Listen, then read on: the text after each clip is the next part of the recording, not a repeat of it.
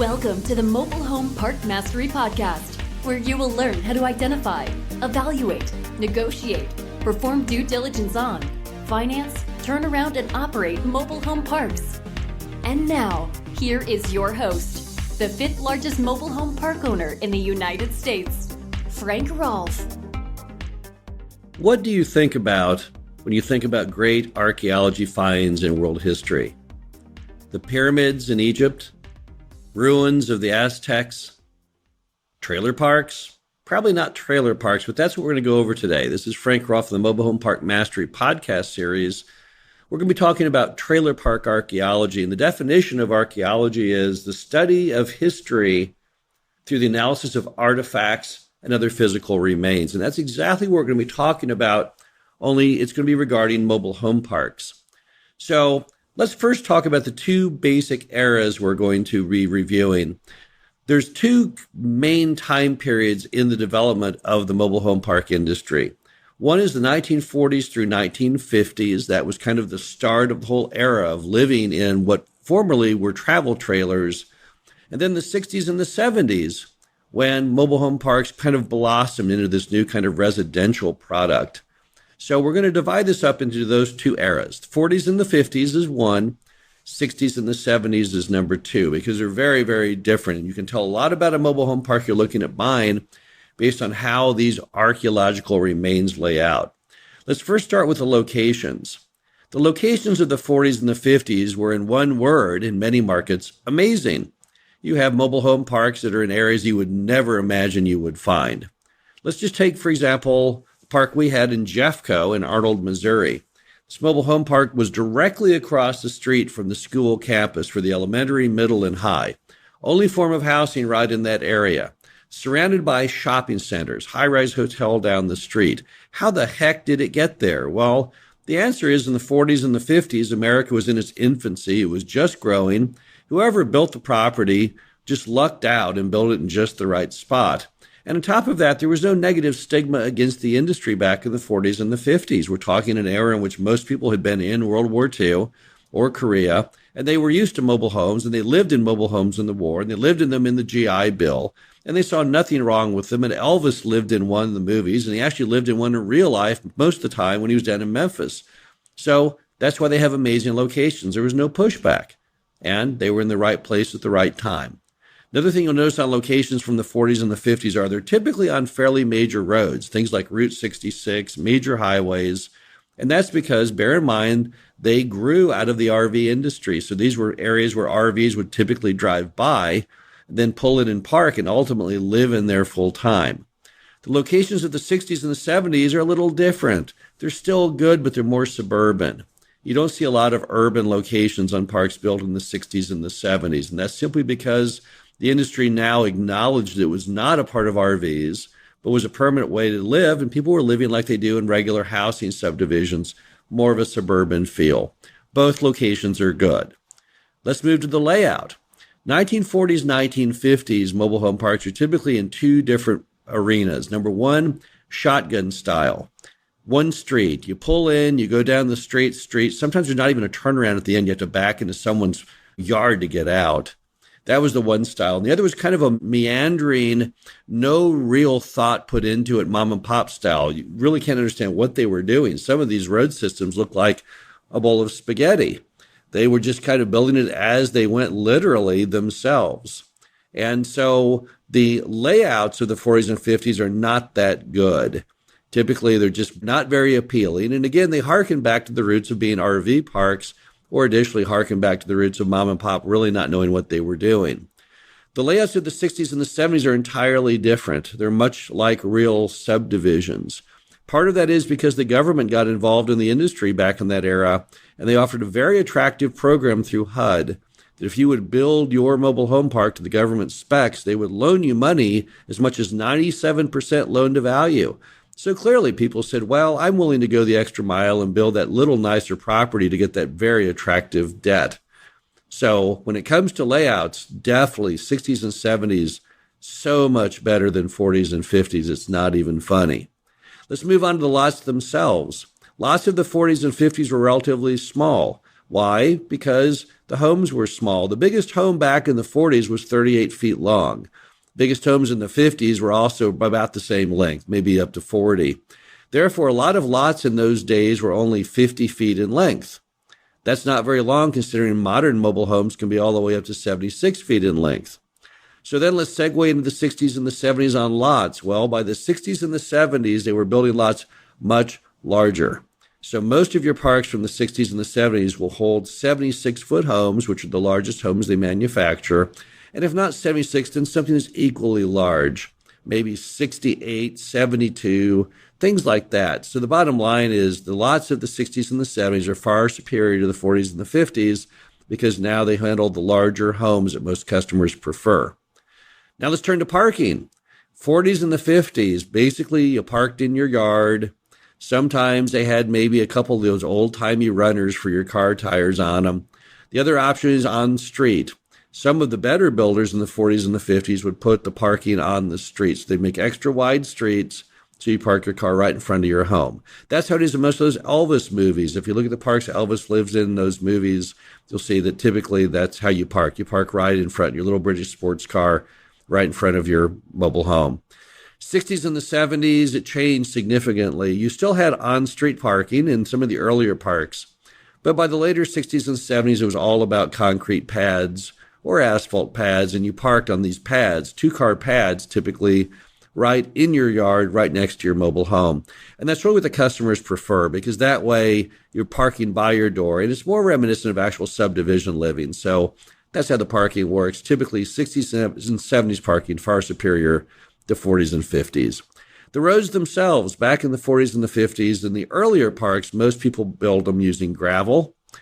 They didn't see the reason to make them paved. These were RVs. Who cared? No big deal. A lot of those early 40s and 50s parks were typically built behind motels or restaurants, catching that highway travel and telling people, hey, pull your little RV or trailer thing right back behind the building.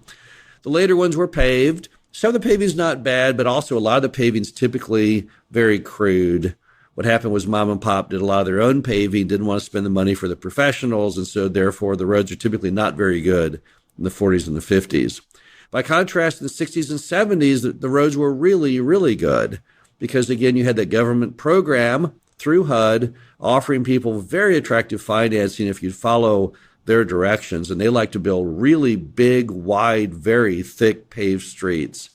Also, by the 70s, you started to see concrete coming into use as the streets in mobile home parks. So definitely when it comes to roads, the 60s and the 70s, far, far better than the 40s and the 50s.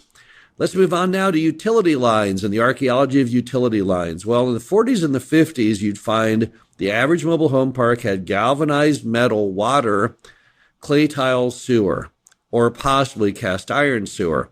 And those are very good ways to build utility lines. So really the 40s and the 50s were just fine as far as the way they built their water and their sewer. Now, of course, there's no really pure, true park from that era still remaining that does not have at least some part of its water and sewer system replaced with modern PVC. It's kind of unfair to say, oh yes, well this is what we've got going on, because you really don't. You're not going to find any park that has pure 100% galvanized metal water. There's some PVC that's been patched in. Same with the clay tile, same with the cast metal. Now in the 60s and the 70s, it started off with all those same materials, and that's great. But then they went on a bad departure. They started using a thing called Orangeburg in some of the sewer lines, and they also used a thing called very early PVC. And neither of these are very good products. Orangeburg is a terrible product. What Orangeburg is by definition is paper pulp that was covered originally back in the 1800s with pitch, which I think is kind of like mud. In the modern version, they used it using kind of a sealant, but it didn't really do any good. All you have to have happen is that first tree root taps into the pipe, and once the water gets into that paper pulp, the line turns to mush and ultimately falls apart. Early PVC had the same problems. They didn't know it when they built it. It became very brittle when buried, very subject to collapse. So really, in this case, the 40s and the 50s is probably better than the 60s and 70s as far as utility lines are. However, in the 40s and 50s, they also used a lot of master metered electric in some of those early mobile home parks. They did that so the customer could just pull in, plug in, and turn on their stuff. To do that, you have to have every plug in the entire park hot 24/7 with power in it. The only way to do that is if the park pays the bill for the whole park. And that means there's just one giant meter that services the very whole park. And then everything after that is all of the responsibility of the owner. So you're kind of in the power business. 60s and 70s, that all changed. They no longer were looking for people who could just plug in and turn their stuff on. People realized by then you had larger homes that needed the same kind of expertise as regular larger homes, with inspections by the power company and better connections to the power and everything else. So basically, park owners got out of the power business in the 60s and the 70s. So on the master metered power front, definitely the 60s and 70s is superior to the 40s and the 50s. What about gas? Well, they also had master metered gas in the 40s and the 50s, but they still have that often in the 60s and the 70s. It's something we don't like very much. There's a good deal of risk in having a master metered gas system, but that's kind of a neutral between the two. Now let's move on to the clubhouse and the office. In the 40s and the 50s, there wasn't really the concept of the clubhouse with the pool and those kind of items. That just didn't exist. Some of the parks from that era that have pools only have them because the old motel that the park was built behind is long gone, and the pool is still there from the old motel. Mom and pops just traditionally did not build elaborate pools and clubhouses. It wasn't part of what they did. So in the 40s and 50s parks today, normally the clubhouse, if there is a clubhouse, is basically mom and pop's old house, which was often at the front of the park. Also, a feature of the 40s and the 50s is the laundry room, because mobile homes didn't have washers and dryers back then. So traditionally, people had to have a place to go and do their laundry with washers and dryers separate from their homes. In many parks, you'll see laundry buildings, and typically there's one laundry building for about every 30, 40 lots. So if you're looking at a park that's got 80 or 100 lots, you'll often have 2 laundry buildings in there. And that's really all they're for. They're just normally a masonry building or a frame building with washers and dryers in it. By the 60s and 70s, that all changed. You had that HUD program, started in the 60s with very attractive financing. People started building larger clubhouses, much more elaborate. The typical HUD clubhouse from that era had to have in it an area to have a communal meal, so it had a commercial kitchen. It had to have his and hers commercial bathrooms. Typically would want to have a pool table, ping pong table, pinball machine, adequate seating, and then a swimming pool outside that again had tables and chairs for the community to gather. The HUD was attempting to build communal spaces to create relationships between residents and give them recreational time. And that was a great idea, and that fostered a lot of bonding in those properties because people started hanging out together. So when it comes to clubhouses and offices, then the 60s and the 70s is far superior to the 40s and the 50s. However, that's not entirely true, because there were some glamour parks of the 40s and the 50s that had over-the-top amenities. Some of the finest clubhouses and pools I've ever seen in mobile home parks came from the area of the 40s and the 50s. And that's simply because back in that era, we thought the industry was going to be a glamour industry. So as a result, some of the early builders thought they were harnessing the future on the front end. There's a mobile home park in Fort Worth, for example. It has a gigantic Tudor mansion as the clubhouse. What were they thinking? Well, again, they thought this was going to be the way people of extreme disposable income were going to live into the future, wearing black dinner jackets to dinner and the wives wearing cocktail dresses while they sat in the mobile homes sipping martinis. At least that's what the ads from that time would suggest. So some people built over-the-top stuff. But by and large, the 60s and the 70s is back when the government got involved, and finally there was some kind of order to it all with fancier clubhouses and pools and the like. Again, this is Frank Rolfe, the Mobile Home Park Mastery podcast series. Thought you'd enjoy this breakdown of the archaeology of mobile home parks, looking at the 2 different eras and what they all featured and how they were different from each other.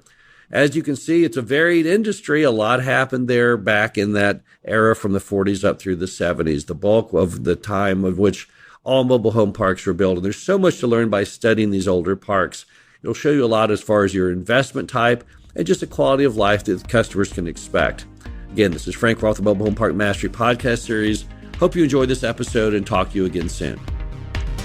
Thank you for listening to the Mobile Home Park Mastery podcast. Be sure to visit us at mhpmastery.com to subscribe to the show. read our show transcriptions, and access all of our great information on mobile home park investing.